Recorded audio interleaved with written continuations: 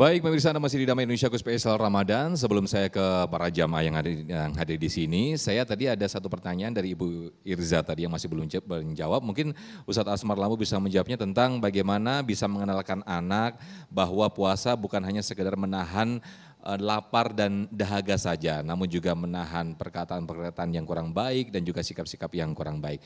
Silakan Ustadz Asmar Lambu. Oke, jadi puasa ini bukan hanya sekedar menahan lapar, menahan dahaga, ya. Itu hanya bentuk zohirnya saja. Tapi hakikat daripada puasa itu ya tentunya kita harus menahan pandangan. Qul lil mu'minina yaghuddu min absarihim wa qul lil mu'minati yaghuddna min absarihin. Nah, bagaimana mukmin laki-laki dia mampu menahan pandangan, ya. Mukmin perempuan dia mampu menahan pandangan. Jadi anak-anak kita juga begitu. Untuk membiasakan dia pada amal-amal kebaikan, kita harus memulai bagaimana dia bisa menahan pandangannya dari hal-hal yang kurang bermanfaat.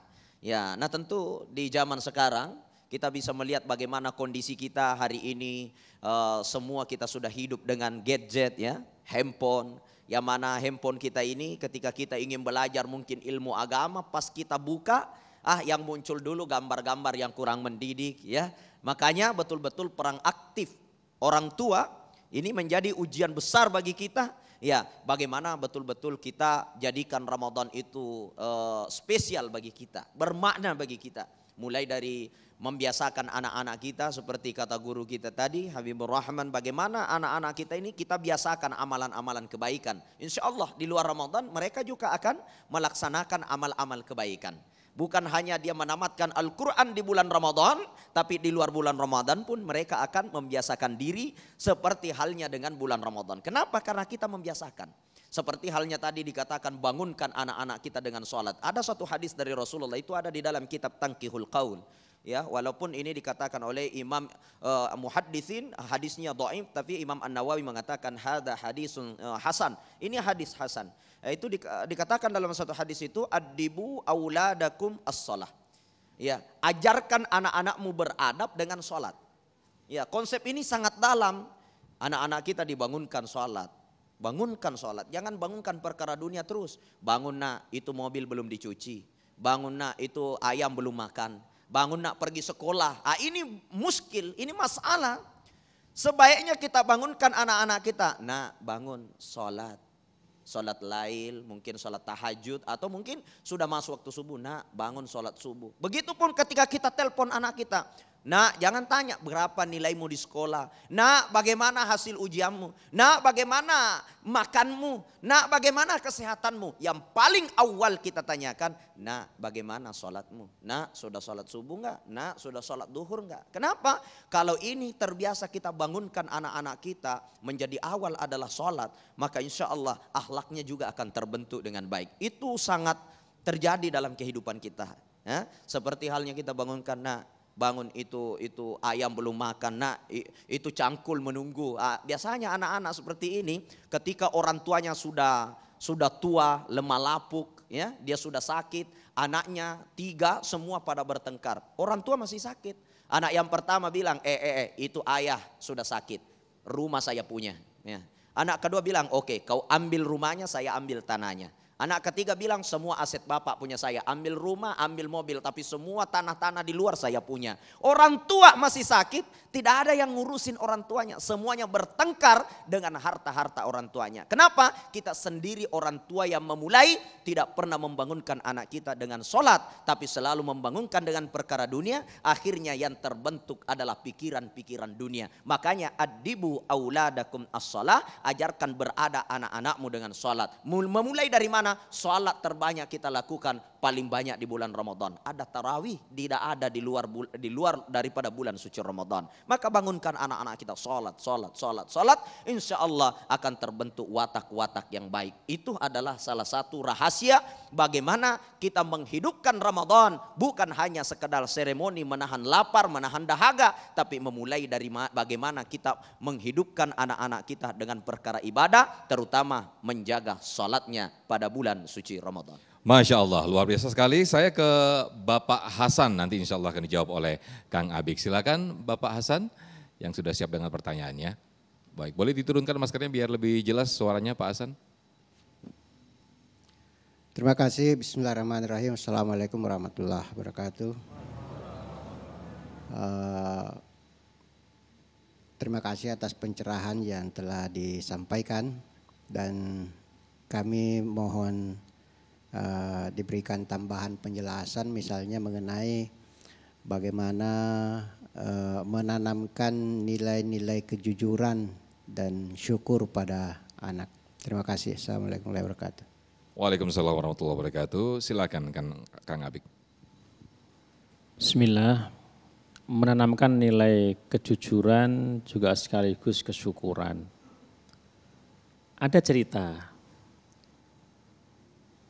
Hal-hal yang kecil ternyata diperhatikan oleh baginda Rasulullah Shallallahu Alaihi Wasallam. Suatu ketika Pak, baginda Rasulullah itu mendapati cucunya Hasan itu makan kurma. Yang kurma itu adalah kurma dari sedekah. Padahal Rasulullah dan keluarganya itu enggak boleh memakan dari sedekah dan zakat. Ketika begitu tahu bahwa cucunya ngambil kurma yang itu dari kurma sedekah, itu di hadis itu dijelaskan ya, diminta untuk mengeluarkan. Kemudian Rasul bersabda pada Hasan, irmi, lepaskan. Ya kan? Buang. Apakah engkau tidak tahu bahwa kita tidak boleh makan dari sedekah? Namanya anak Pak. Di hadis yang lain lebih detail lagi. Ternyata mamanya anak masih tetap sampai ditepuk-tepuk bagian pipinya. Tapi tetap enggak keras ya, pokoknya supaya keluar. Akhirnya belum juga diambil sama Rasulullah. Diambil itu kurma itu, tidak boleh untuk dimakan. Ini kalau kita bisa jadi kita akan merasa oh masih anak-anak dia. Kasihan, masa mau udah dimakan masa dilepas. Kalau kita mungkin akan begitu. Tapi baginda Rasulullah Sallallahu Alaihi Wasallam disiplin. Sejak masih kecil kalau itu bukan haknya dan itu memang tidak boleh, ya tidak boleh. Ya kan? Tidak boleh. Kalau dengan terpaksa memang harus menggunakan tangan, ya kemudian digunakan juga itu. Jadi tidak berarti kalau melarang itu kemudian enggak boleh. Boleh juga ketika waktunya memang tepat. Karena ada kan saya pernah mendengar gitu, jangan pernah mengatakan jangan-jangan pada anak, jangan dikit-dikit jangan gitu kan. Yang paling penting tepat pada waktunya, pada tempatnya. Kalau kita bilang jangan, di Al-Quran itu juga Luqman mendidik anaknya pakai jangan juga. La tusyrik billah, inna syirka la dzulmun adzim. Jangan, ada kalian jangan kan? Jangan menyekutukan Allah, karena di saat yang tepat. Ya. Ketika kita gunakan kalimat di saat yang tepat juga akan berhasil. Jadi menanamkan dengan hal-hal yang semacam ini, hal yang kecil-kecil. Misalnya lagi pembiasaan, Rasulullah SAW dengan anak angkatnya. Kan ketika Rasulullah itu menikah dengan Ummu Salamah udah punya anak-anak. Ini yang menceritakan ini adalah anaknya Ummu Salamah, berarti anak angkatnya Rasulullah.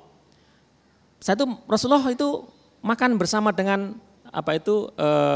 Ummu Salamah dan anak-anaknya itu. Nah ketika mau makan, sang anak tiba-tiba tangannya udah meraih dulu makanan. Langsung diingatkan di hadis yang sangat terkenal itu.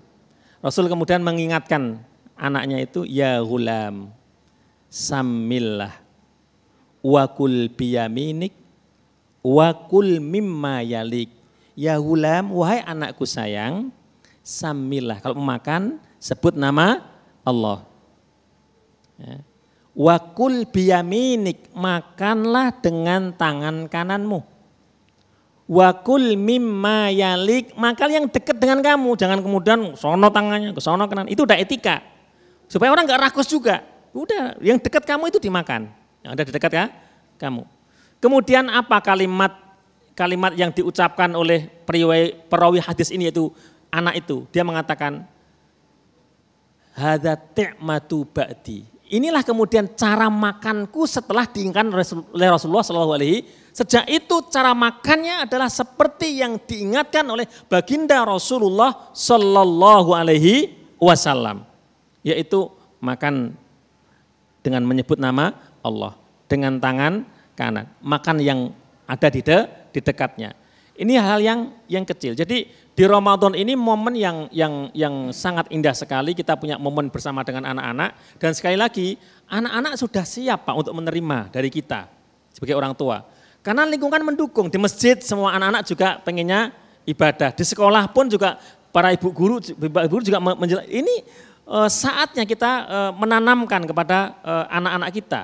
Sehingga ketika keluar Ramadan ada hasil yang sangat-sangat signifikan dari anak-anak kita. Ya intinya menanamkan kejujuran di banyak hal yang kecil-kecil kita tanamkan kepada anak-anak kita, dan lagi-lagi dimulai dari orang tua. Bersyukur juga begitu ya, bersyukur juga seperti itu. Setiap kali kita mendapatkan nikmat dari Allah ya, kita bersyukur. Sekali-kali ketika kita berbagi kesyukuran dengan orang lain, anak kita libatkan. Apakah jadi panitia kecilnya ketika buka puasa bersama, anak itu kita libatkan, dia jadi panitianya. Ini bagian daripada, mungkin anak berkata, Pak kenapa sih beli ini. Kita perlu menghormati tamu. Bagian jadi syukur kepada Allah. Allahu a'lam bishawab. Baik, terima kasih Kang Habib atas penjelasannya. Saya kemudian beranjak ke penanya berikutnya. Ibu Nurnelis, silakan Ibu. Assalamualaikum warahmatullahi wabarakatuh. Waalaikumsalam warahmatullahi wabarakatuh. Saya mau bertanya kepada Pak Ustadz. Saya mempunyai cucu dengan usia 4 tahun. Dengan datangnya bulan suci Ramadan, kita mengajak dia untuk berpuasa. Tapi dia langsung menjawab, saya nanti belajar puasa nanti kalau sudah usia 5 tahun, katanya Pak Ustadz. Jadi dia nggak mau. Nanti kalau sudah 5 tahun nanti saya belajar puasa katanya. Nah terus umpamanya kita ini punya seorang anak. Itu kalau masih balita gitu Pak Ustadz. Jadi kita ajarkan puasa. Terus puasanya ini full 1 bulan penuh. Nah nanti kita kasih iming-iming. Nanti kalau sebulan puasanya penuh deh nanti kita kasih hadiah.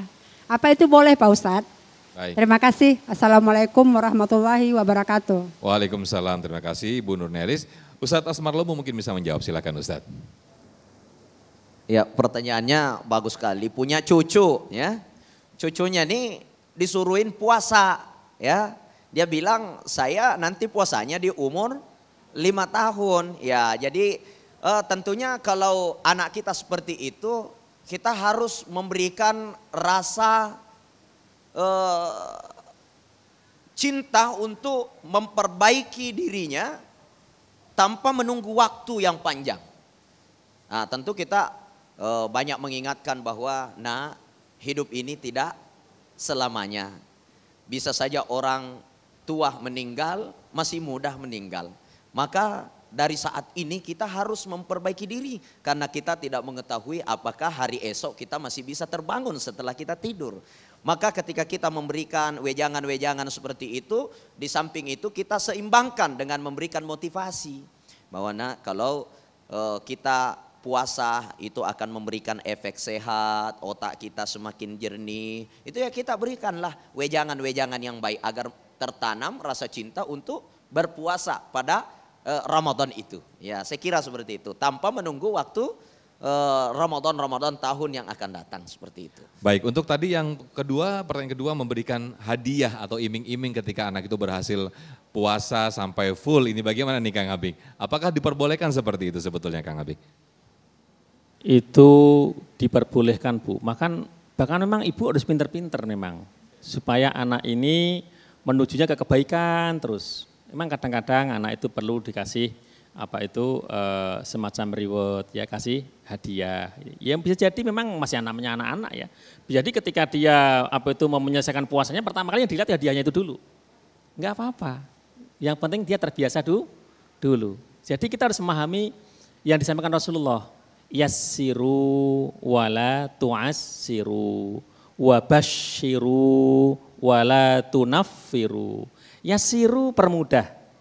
Ya, wala tu'assiru jangan dipersusah. Wabashiru kasih kabar gembira. Islam itu indah, Islam itu enak pokoknya. Udah enak, indah, enggak susah. Puasa itu enggak susah. Ya kan? Enak. Orang itu enggak akan merasakan lezatnya berbuka puasa kalau enggak berpuasa. Coba deh, gitu kan. Kamu nggak akan pernah merasakan makan yang enak sekali kecuali kamu berpuasa. Itu lezat sekali. Nanti lama-lama, ya betul ya. Kamu nggak akan merasakan makan yang bareng-bareng sahur itu deh indah sekali. Intinya Islam itu mudah, terus kemudian juga memang ada apa itu dalam psikologi atau bahkan dalam syariat juga ada tadrijian Bu. Jadi memang ya pelan-pelan. Baik. Kadang-kadang itu kita itu mengukur anak-anak kadang-kadang pakai ukuran kita kadang-kadang gitu kan. Ini masih anak-anak ya udah pelan-pelan yang penting apa itu diingatkan terus ya. Baik. Allahu a'lam bishawab. Baik, karena Allah sendiri memberikan iming-iming juga kepada hambanya yang beriman berupa surga ya Ustadz ya. Baik pemirsa, kita masih ada waktu, kita teruskan usai jeda, tetaplah di Damai Indonesiaku spesial Ramadan yang dipersembahkan oleh Sarung Wadimor, tentu sarung kita.